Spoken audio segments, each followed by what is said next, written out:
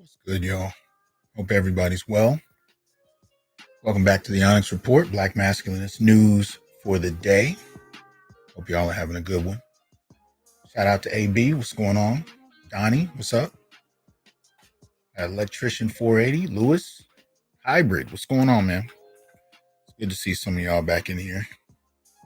Still kind of recuperating from some of my recent travels. Had a chance to get out today, put the top down, drive around a little bit, chill. You know, I got to get back on that teaching grind tomorrow. Spent all weekend grading. You boys back in here trying to get it together. So what's up, MLR? Hope you're well, right? Hope y'all are doing good. Taylor, Grade I9, what's going on? Like, share, subscribe, join, and donate, if you will. Support the channel so we can continue to do what we're doing. You see it on the screen. You can do so with a number of different options. You know, there's the Cash App, there's the PayPal, there's the Venmo, there's, of course, the YouTube super chats, but also you can go to Patreon and support there, become a monthly supporter. And there's a new designation there for being a supporter of both the Institute and the Onyx Report. And I have some new developments coming out soon, so you'll see those options there, but you can be a monthly supporter through Patreon. So please check that option out. What's up, Barry? Good to see y'all in here. What's up, Greg? So you should see the title, right? You know what it is. We're dealing with the power of false accusations, most particularly against Black fathers. And we're talking about specific types of accusations, of course. So I thought that we should kind of go through something I was recently sent, right? Now, here's the thing. This was through Facebook. I don't have any, articles. I don't have anything that ties this to something I can prove occurred. So what I decided to do, instead of treating this as an event that has occurred and that I can prove has occurred, I decided to focus on it as a lesson in terms of what Black fathers in particular have to deal with. Now, the reason I differentiate when I talk about Black fathers is Black men have a legacy since slavery in regard to stereotype that we are somehow some kind of sexual threat, more so than anybody else, right? This has been the language used since enslavement to frame Black men as a threat to society, as a threat to femininity, womanhood, so on and so forth, right? So when you factor that legacy, that history in of stereotyping, when it comes to accusations of rape, this takes on a whole new dimension. Now, when it comes from family members in regard to incest, and we start to talk about this in relation to Black men, that particular legacy gets tied in and it ends up having an injurious effect altogether. AKs and curtains, appreciate that support. Barry, thank you for that support as well. Yeah, appreciate that. Like I said, support the channel, y'all. Well, 57 watching, so we're still kind of low, but you know, this is a drop in live, so it is what it is.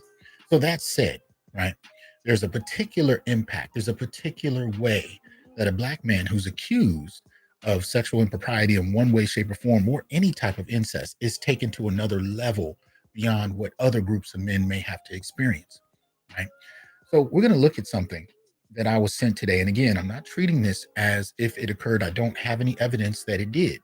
But at the same time, we're going to explore what can happen when such a false accusation is levied, and what Black men in particular are left with in regard to response. What are the kinds of limitations of this? Now, let's see. The first thing I should tell you is that what I was sent also came with an image. I do not know if this image is accurate in regard to the people involved. It may have been fiction. Y'all know social media, the way it is, people write all kinds of stuff. So again, for the last time, I'm not treating this as if it's a verifiable event. I'm treating it in terms of a lesson about men's vulnerability, most particularly Black fathers, and where that leaves us, right, in terms of options. So let me I'm going to share the image that I was sent along with the story, right? So let me see here. Okay, so the person sending it to me, this is what they wrote. They said, this was sent to me. Actually, that's what I wrote. So this was sent to me. I can't vouch for its authenticity, but I can say if true, it highlights the state of many men's concerns about being heard and believed. In truth, however, I could see this more as something a stepfather of daughters may have to worry about than a biological father. In other words, it highlights the power of a female of any age and the power of their word, right? So, what the story starts with is I am a medical doctor while my husband is a software developer. We both had good jobs until my husband lost his job and getting another well paid job became difficult.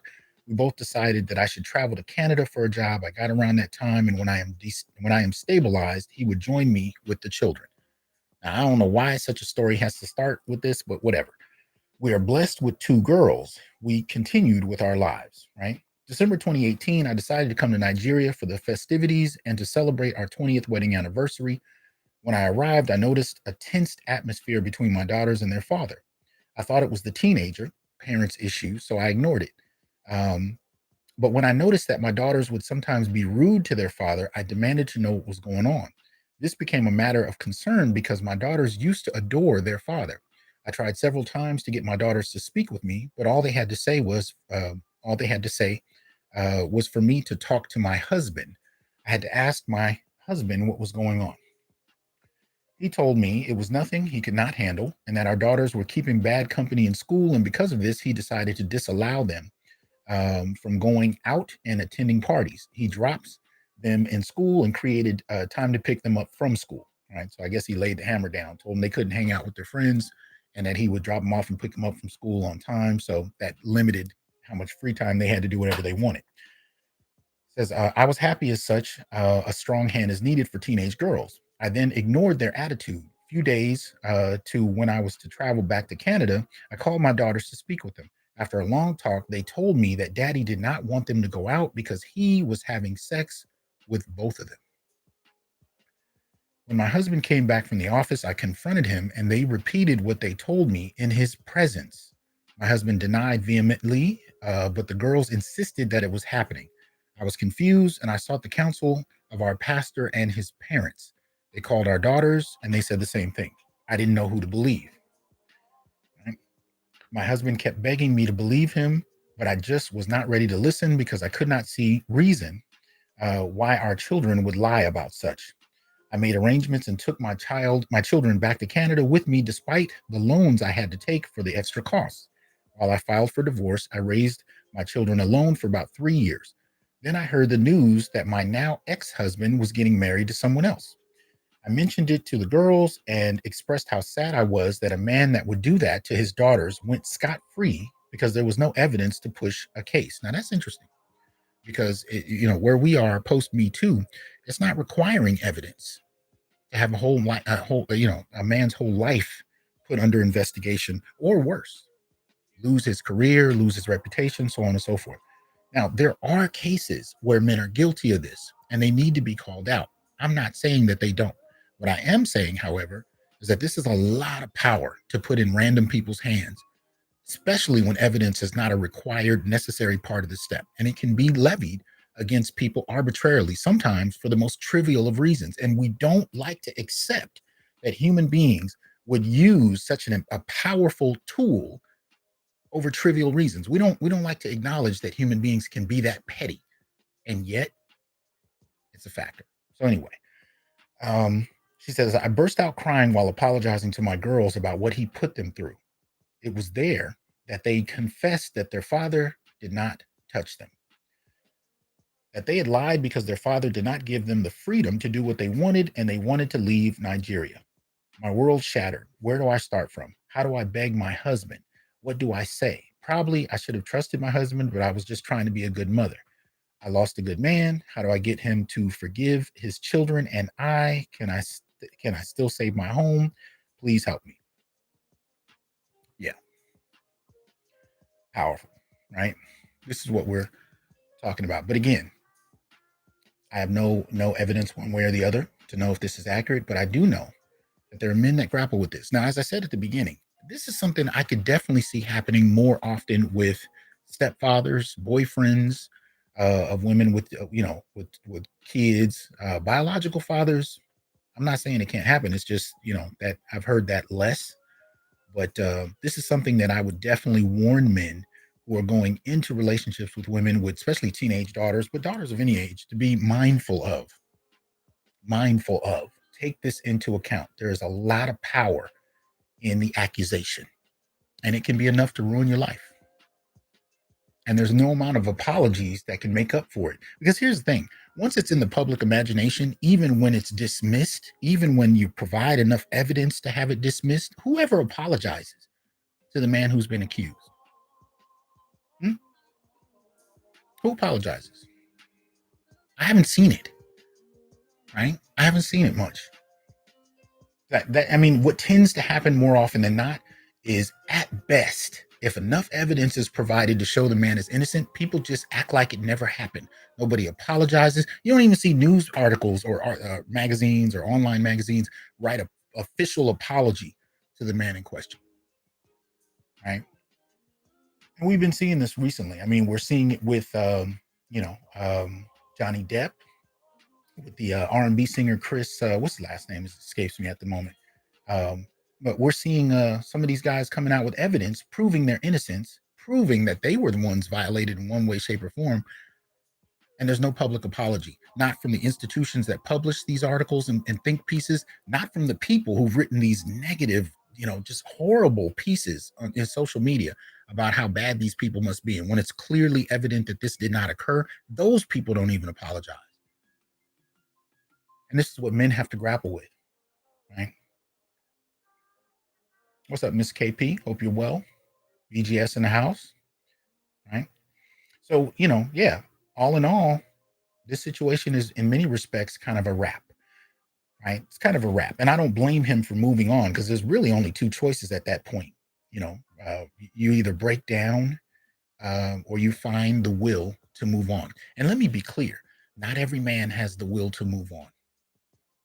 If this is true, I applaud him for doing so, because that is probably one of the most difficult things, especially in today's society, because you're treated like a pariah.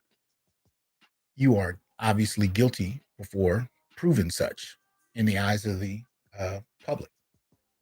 And so one of the hardest things that can be done is to move on in the midst of all of this.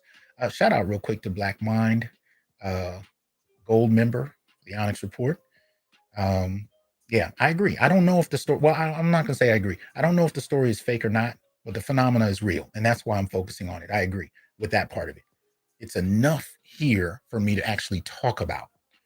Finally caught one. Blessings from Japan. Shout out to Jason, 13-month gold member. Appreciate that support.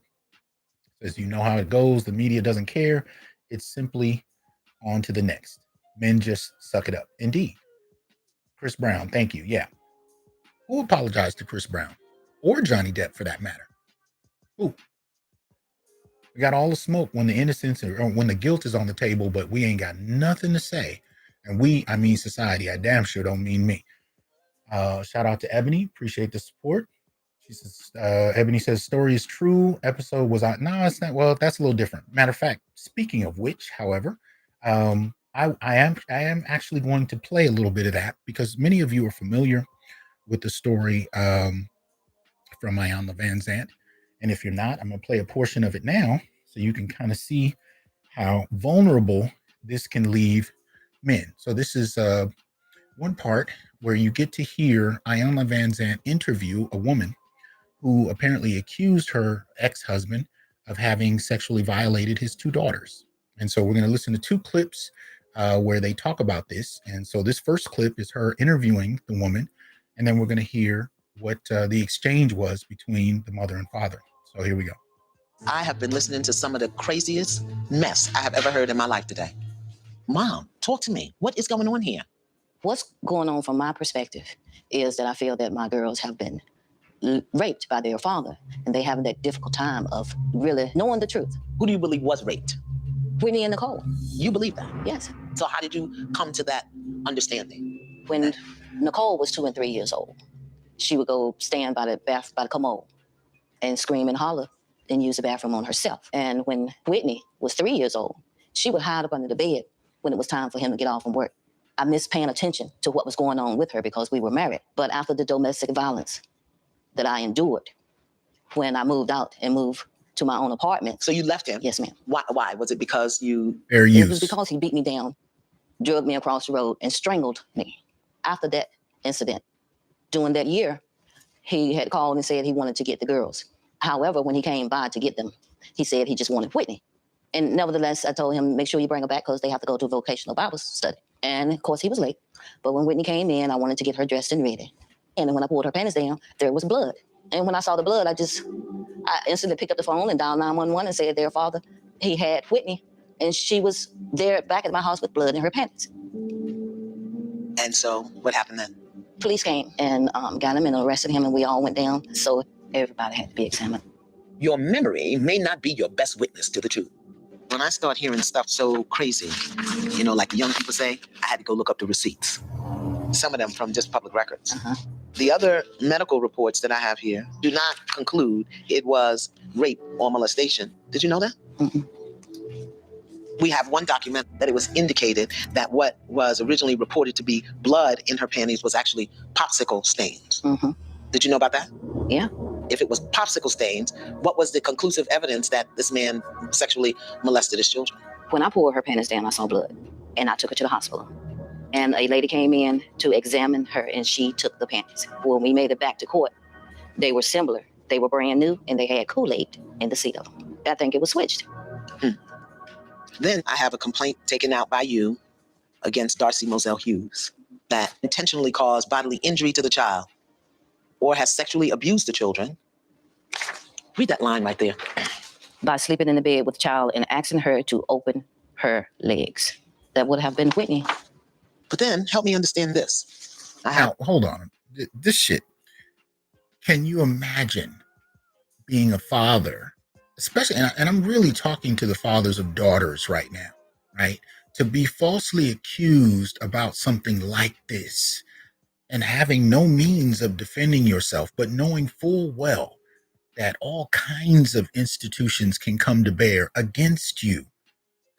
And I'm obviously talking to, the overwhelming majority of fathers who would never even ponder something like this, right? The violation of trust, the frustration, and actually having young daughters grow up believing that you're guilty of this, right? I mean, any man who's gone through this, and of course I'm talking to innocent men, I applaud you if you didn't end up on a roof somewhere with a deer rifle. I sincerely do. But here we go. I'm here to grant custody of Brittany to the plaintiff, her father. Yes, ma'am. So if I'm to understand this, in 1 year, you get a protection order because the man is sleeping in the bed with the children and asking them to open their legs. And then 10 years later, you send her to live with him? I just really need to understand how it is that you got 3 girls that you believe were sexually molested by their father and you let them go spend time with him. They wanted to spend time with their dad because they felt like I was keeping him from them. They wanted to go stay with the man that molested them. And that was something that I didn't want. They were teenagers, and I felt like that they could protect themselves. Okay. Now, before I play the last part, right, I want to acknowledge some of the things that were posted. So Grade I9, appreciate that contribution. Says women post about actually sexually abusing their kids on social media and no one bats an eye. Yet the allegation alone can destroy a man. Absolutely.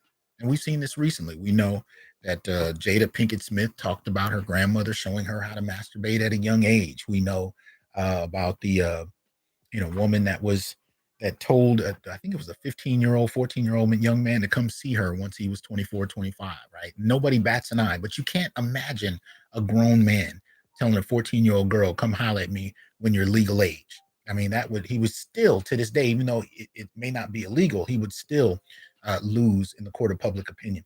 Shout out to Rob for the contribution. Rob says a woman will lie without remorse just to destroy a black man. This is common and why trusting many of them is a dangerous play. Yeah, these are the kind of difficulties that pop up, right? Many of you have seen this story, so you've already had a reaction to it. The reason I'm playing it is because even though this piece that I read may or may not be factually true, I don't know. I can't prove it one way or the other. As we said earlier, I know it does occur, and I'm playing this to show that it's not far-fetched out of the realm of reality, right? Because a lot of, there are people that will dismiss this as if it doesn't happen. Right. The only way it happens is if the man is guilty, and that's it. We don't like to talk about false accusations for any reason. Right. And this story is a little different. Right. This is the mother who's falsely accusing the father as opposed to the daughters. But that's an important distinction to make, too. Right. And again, I come back to stepfathers most particularly because you're coming into a dynamic. Right. where you're getting into a relationship with a woman with daughters, and here you have young girls, presumably, depending on when you've come into this dynamic, that have the power to ruin your life, right?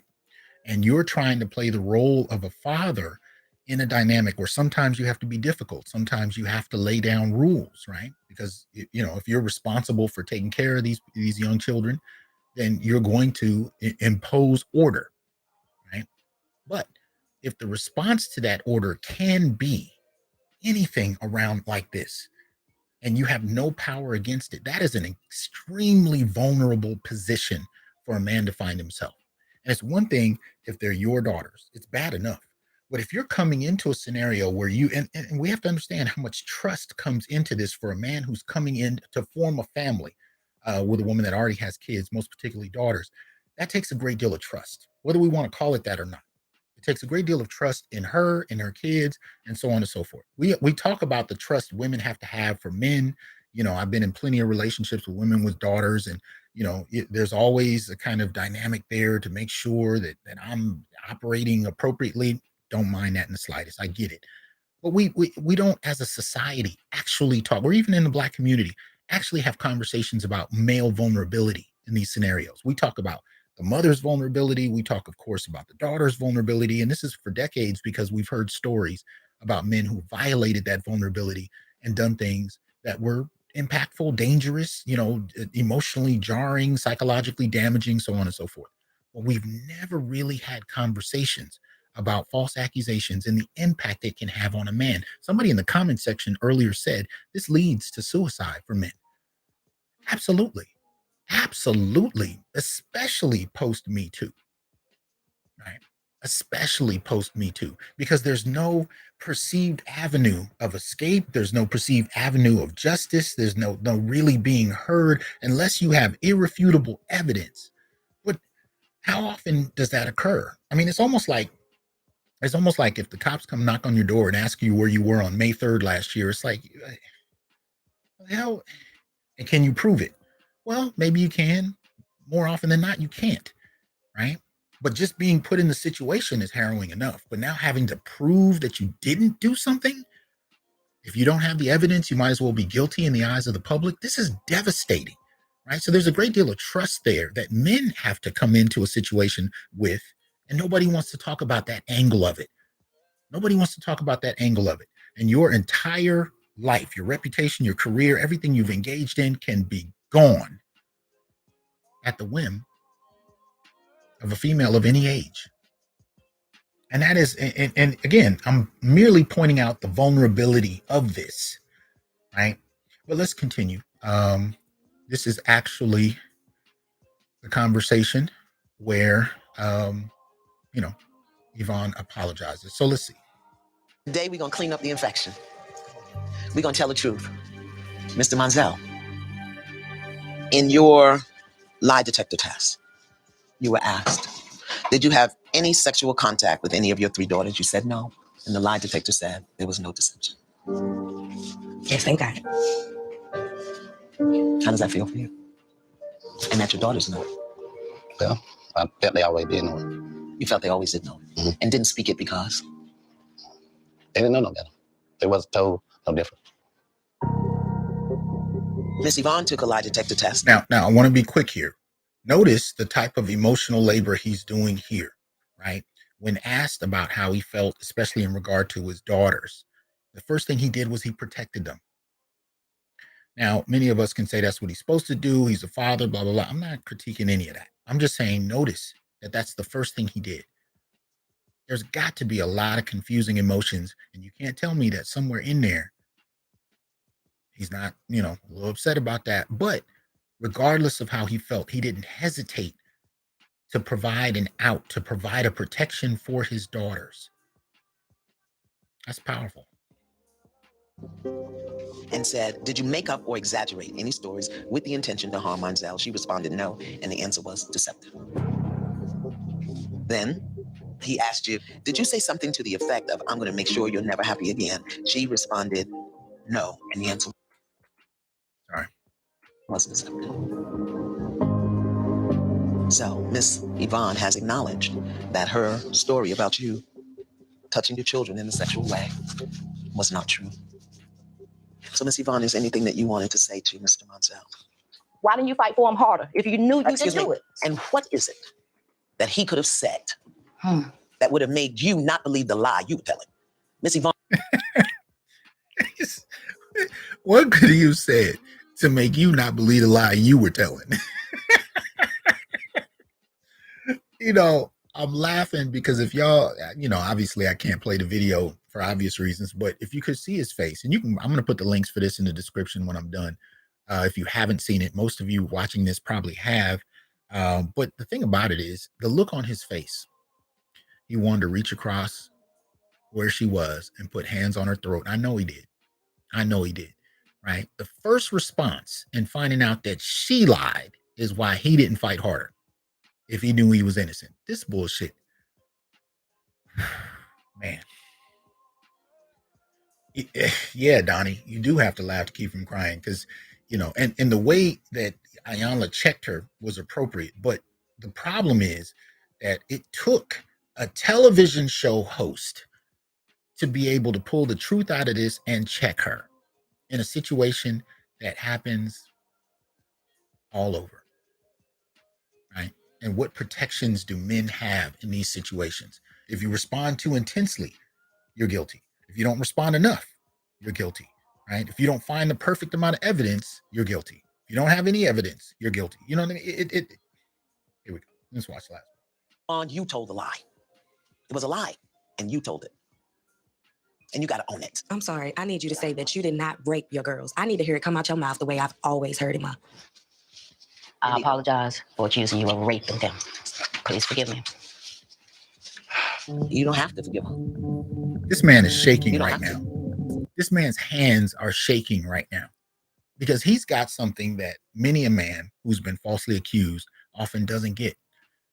Vindication, support, belief, right? And you know, evidence from a lie detector, and her coming forward and finally admitting in some way, and she was real. She wasn't coming strong with the admittance either. She tap danced around it till she was forced to admit it.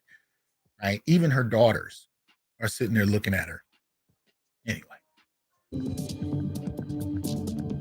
I cannot accept your apology because it's not sincere. Deep down, I know that you didn't believe that. You knew I had no sexual desires for my children.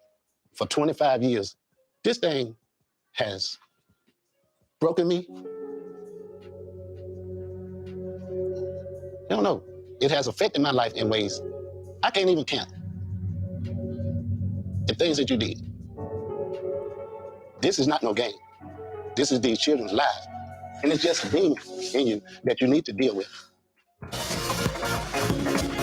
he said it's a demon in you that you need to deal with. That's real. That's real. And there's a couple things from this that really, you know, hit me because one of the things I do, I talk to my students, for example, about Brian Banks' situation, another false accusation that ended up with a woman getting millions of dollars and then finding out later, you know, that she lied, right? And this man's life was permanently impacted. If you haven't watched the film, if you don't know anything about Brian Banks, you can actually watch the film that came out, starring Greg Kinnear. I can't remember the brother's name because I'm just getting to know him as an actor. His name escapes me at the moment. But if you haven't seen the film, watch Brian Banks. Now, one of the interesting things I got to point out about the story, though, is the way they had to do it. They had to swing him a fictional girlfriend character in the story who had to slowly come to trust him because she had been violated. And so he had to kind of prove his spirit, prove his mettle to her before she kind of accepted him. And they only went so far in their so-called relationship. And one of the most difficult parts for me when I talk to, or for the students, when we talk about this after we watch the film, is that actually there was no girlfriend. He went through this by himself. He had his mother who supported him, but he didn't have a girlfriend. They did that to soften the blow. So the whole, because you can't tell Brian Banks' story and not walk away looking at women sideways. You can't. So they tried to soften it so that the female audience that, you know, would support the film by seeing a good woman in the scenario who, you know, had experienced rape, but, you know, slowly came to trust him because he's a good man. to tell the story of Brian Banks the way it actually occurred, you can't help but look at women and say, okay, this is a great deal of power to give random females across age with no qualifications, no checks and balances, at least as far as the court of public opinion, right? Which is an unchecked space that can provide punishments, but very little of the time exonerates people and rewards them by at least giving back what it took. That's not what the court of public opinion does. It takes, and if you're innocent and you can prove it, it then steps away like nothing happened. But there is no reparative component to that. There's no reparative component to that, right? So that's the first thing. If you look at the way they present these kinds of stories, they're still tap dancing around trying to please women. And so they downplay men's situations in the retelling and the acknowledgement of what happens. And much of the time, that's the end of it, right? Even if you go back to Antoine Fisher, right? There's no apology extended to the character in the goddamn movie or in real life. Now that we know of. If you haven't seen Antoine Fisher, another one to watch, where a young adopted boy is sexually violated growing up with his adopted family, and nobody cares. And this was the first film I'd ever seen that even dealt with the issue of Black boys being sexually violated by women. Because again, the only time we're allowed to talk about that freely is when it's by other men. But when it happens by women, now we got to tap dance. Now we got to be sure not to hurt anybody's feelings. Ridiculous. Right? Ridiculous. But either way, right? Those two films, if you haven't had a chance to check them out, Antoine Fisher, Brian Banks, go watch those and see about, look into the vulnerability of Black men. Now, another reason that I bring up this issue, and this is something I talked to a few people about in the last year, was some of the men that come forth and talked about what they went through upon divorce and how their wives' lawyers suggested a false accusation of sexual impropriety on behalf of men in relation to their children just to get custody and increase child support. No evidence required, just the accusation. And this was a suggestion by divorce lawyers, right? So this notion of accusing men arbitrarily is so rampant. Shout out to Matthew for the Cash App. It's so rampant and so easily, disseminated that it's become part of the daily defense that people use in a divorce hearing to secure a higher position, a better position, to leverage what it is they want. It's accepted. And the last thing I want to say about this is this whole notion of the accusation not requiring evidence, this whole notion of an inherent female innocence, this whole notion of an inherent female, privilege or priority in terms of having a pure being, men being inherently monsters. These dynamics have been in play for quite a while. Right? These are Victorian era sensibilities, but they're backed by policy in the last 40 to 50 years. And these policies, although often written as gender neutral, are implemented in a manner that leaves men with very few responses. And this is one of the things we got to look out for, because especially in the last 50 years, it's these policies in alignment with media that has helped to create this entitled, and sometimes predatory use of law and public opinion as a weapon to men who either don't conform, who don't do what they're told, who don't meet sometimes magical expectations, and sometimes just to fucking be cruel and have no real awareness or care for the lifetime damage this can do to a father, to a husband, to a brother, to a boyfriend, whatever, simply because you can. And these are some of the things that I'm putting on the table, right? Because we have to be able to talk about this level of vulnerability. We have to be able to talk about the ways in which society has become quite comfortable with these narratives. And when those narratives are disproved, we're so uncomfortable, we don't know as a society how to repair.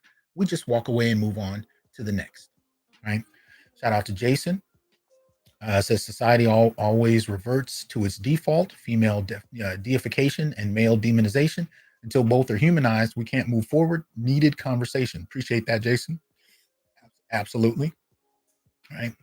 Shout out to Ebony. Says daughters will always have trust issues with men. Absolutely. Uh, and responds again with another donation. Lawyers, yes, are encouraging these allegations, draws out case, more money for them as well. Yeah, especially when you have men that are then told after losing the case, they now have to pay for her legal fees on top of all of it. Right. So anyway, this is the conversation today. I'm hoping that you guys will add something to the comment section. I definitely want to see those who have gone through some aspect of this. I hope you guys will come forward and talk about your experiences. This is something that I want more and more men to become aware of, become sensitive to, and to prepare in some way for. And we can even talk about how you can navigate this kind of scenario. Now, some will go so far as to say you don't date single mothers. Some say they don't date single mothers or daughters. Or you can be at least in a position where you come into a scenario knowing that this is a possibility and allowing that to play a role in how you comport yourself, how you address the situations that may arise. What kind of situations you put yourself in. I'm not suggesting that you choose one or the other. What I am suggesting is this is a very vulnerable position for men to be in, most particularly Black men, in a society rooted on implicit bias and the assumption of Black male guilt, that you have to be, as a Black man, extra careful about what scenarios you find yourself in. Because at the end of the day, you have no easy recourse to justice in far too many contexts. But this is a very particular type, because when this can impact you in your home, right, with the woman and the children you love. I mean, it's one thing when you get it from society. It's one thing when you get it from a police officer or a teacher in school or something of that nature. There's a degree, for Black men, we almost kind of expect a certain level of this from society. But when it happens in your home, with daughters, with wives, with girlfriends. Now, if we're talking about the men who have done these things, I have no sympathy for them. I'm not defending them. I'm talking about the men who are innocent and falsely accused for everything from demonic to trivial reasons, and have to suffer from this scenario. And some of them end up having to go to jail for something they didn't do.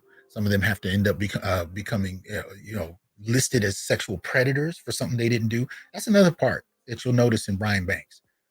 The impact it has on where he can physically be, how often he's called to be told, you can't be there, you're too close to a park, you're too close to a public space with children, things of that nature.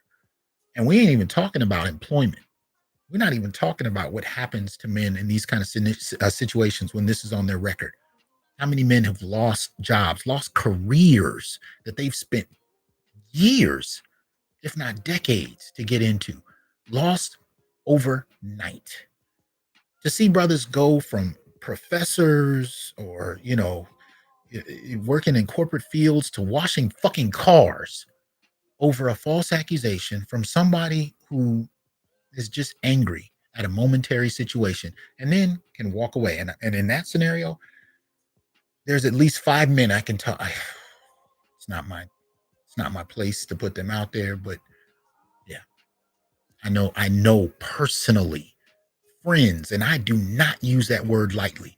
I have friends who have been put in this situation, no evidence required, who have lost careers, lost reputations, and are living hand to mouth on a false accusation that she has to suffer nothing negative. And even for those, again, who've had evidence, those who accuse them don't even have to have their names be public. They don't suffer any negative consequence or backlash for misusing the law arbitrarily to hurt somebody simply because they wanted to. These are the kinds of scenarios that men, and most particularly Black men, find themselves in with no recourse, and nobody says shit. So what I want to hear is I want to hear Black men begin to strategize how to protect themselves before, during, and God forbid, after such scenarios. What are the types of ways that we can support ourselves and each other? And I'm hoping in the comment section that you all will use that space so that we can have that dialogue. Because after all, how many places can you actually have it? How much support and preparation? Like, for those of you who are listening to this, who've been falsely accused of something, where have you even been able to go to prepare you for the possibility that this could happen? Where could you go once it happened for support? I mean, men report even friends leaving them and not associating them with them anymore, simply on the basis that the accusation was made. Losing a support base altogether, where even your friends won't listen to you. And then when it's found to be a false accusation, even the apologies are hollow if they come.